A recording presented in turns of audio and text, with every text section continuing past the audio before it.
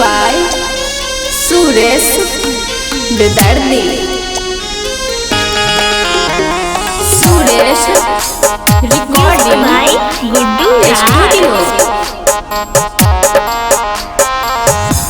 भोर के सपनवा में देखली रे भाई होत रहे जान के सो गई रे भाई।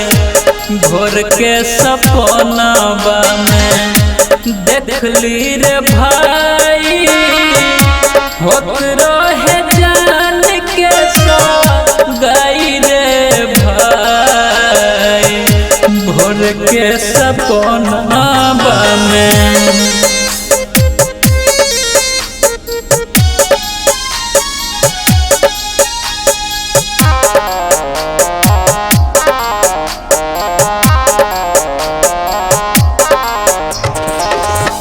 बन के दुल्हनिया जाय छले